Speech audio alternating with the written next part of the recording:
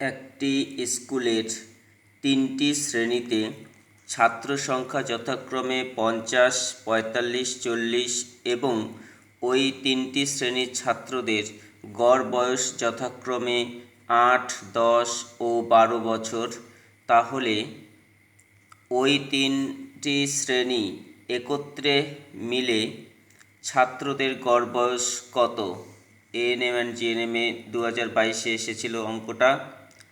তো এটা যখন আমি সমাধান করব তখন তিনটি শ্রেণী একত্রে মিলে ছাত্রদের গড় বয়স হবে, এখানে প্রথমে 50 জন ছাত্র, 50 জন ছাত্রের গড় বয়স 8, তাহলে মোট বয়স হবে 50 × 8, তাই 50 × 8 লিখেছি, প্লাস 45 জন ছাত্রের গড় বয়স 10 বছর, অতএব এখানে লিখেছি 45 × 10।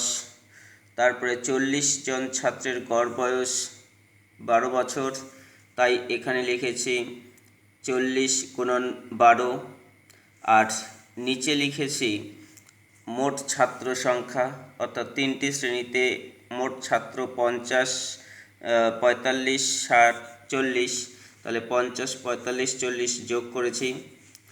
এবার এখানে 8 50-এ 400 হয়, 45 10 গুণ করলে 450, 40 12 গুণ করলে 480, 50 45 40 যোগ করলে 135। এবার 400 450 480 যোগ করলে 1330 এবং নিচে 135।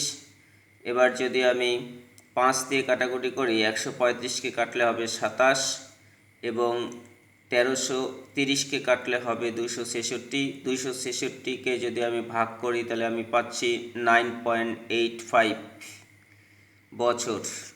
অতএব সঠিক উত্তর হবে অপশন এ।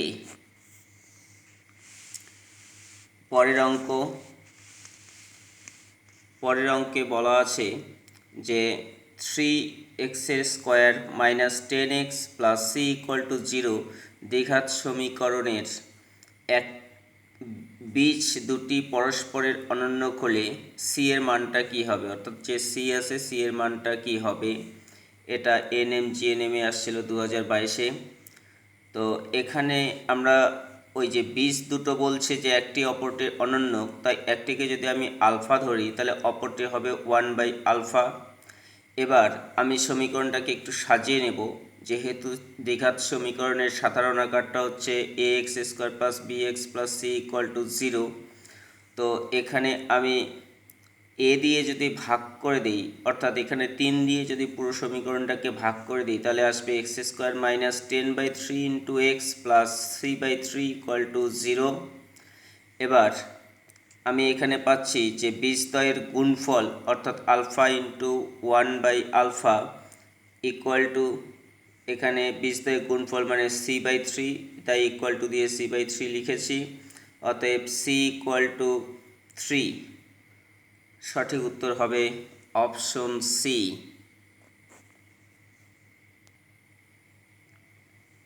এর পরের প্রশ্ন, এক্স এর যে দ্বিঘাত সমীকরণের বীজদ্বয় α/β ও β/α, তার সমীকরণটি হবে। তো আমরা এখানে দ্বিঘাত সমীকরণ নির্ণয়ের সূত্রটা আমরা জানি, x² মাইনাস বীজদ্বয়ের যোগফল × x প্লাস বীজদ্বয়ের গুণফল।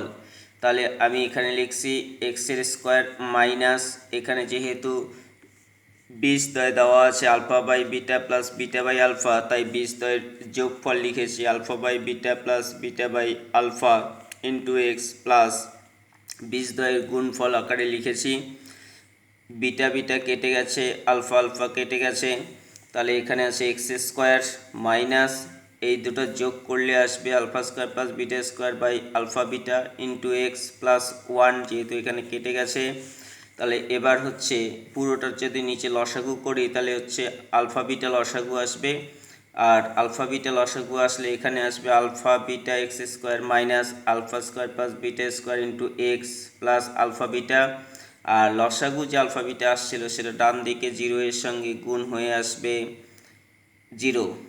অতএব সঠিক উত্তর হবে অপশন এ। পরের প্রশ্নে বলা আছে তামার তৈরি একটি আয়তঘনকের দৈর্ঘ্য প্রস্থ ও উচ্চতা যথাক্রমে 15, 11, 8 সেমি। আয়তঘনকটিকে গলিয়ে সমান মাপের 35টি সমান লম্ববৃত্তাকার নিরেট চোঙ তৈরি করা হলো। যদি প্রতিটি চোঙ 3 সেমি লম্বা হয় তাহলে চোঙগুলির ব্যাস কত হবে?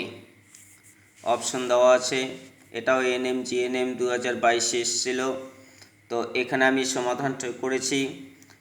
একটি চোঙের আয়তন হচ্ছে পাই আর স্কোয়ার এইচ। এইচ মানে হচ্ছে চোঙটি কতটুকু লম্বা। তো এক একটা চোঙ হচ্ছে 3 সেমি করে লম্বা বলা আছে, তাই এখানে এইচের জায়গায় 3 লিখেছি। আর টোটাল চোঙের সংখ্যা হচ্ছে 35, তাই 35 দিয়ে গুণ করেছি। এই যে 35টি চোঙের আয়তন, মোট যে তামার আয়তঘনকটিকে গোলানো হয়েছে তার আয়তনের সমান হবে। যেহেতু তার দৈর্ঘ্য প্রস্থ আর উচ্চতা দেওয়া আছে, তাই এখানে আমি দৈর্ঘ্য প্রস্থ উচ্চতা গুণ করেছি, কারণ আয়তঘনকের দৈর্ঘ্য ইন্টু প্রস্থ ইন্টু উচ্চতা মানে আয়তন। এই আয়তঘনকের আয়তন আর 35টি লম্ববৃত্তাকার চোঙের আয়তন সমান হবে। এবার উভয় দিক থেকে 3 দিয়ে 15কে কাটলে 3, 5 দিয়ে 35কে কাটলে 7 হবে, 5 দিয়ে 15কে কাটলে 3 হবে, 3 3 ক্যান্সেল হয়ে গেছে। তাহলে থাকলো এখানে 7 ইন্টু পাইয়ের মান হচ্ছে 22/7 into r square equal to 11 আছে আর এখানে 8 আছে। এরপরে 11 দিয়ে 22কে কাটলে 2 হবে, 2 দিয়ে 8কে কাটলে 4 হবে, উপরের 7 নিচের 7 কেটে গেছে। তাহলে থাকলো হচ্ছে আর স্কোয়ার ইকুয়াল টু 4। এবার যদি আমি 4-এর বর্গমূল করি তাহলে পাবো আর ইকুয়াল টু 2। অতএব ব্যাস হবে equal to 2 into 2 equal to 4। অতএব সঠিক উত্তর হবে অপশন এ।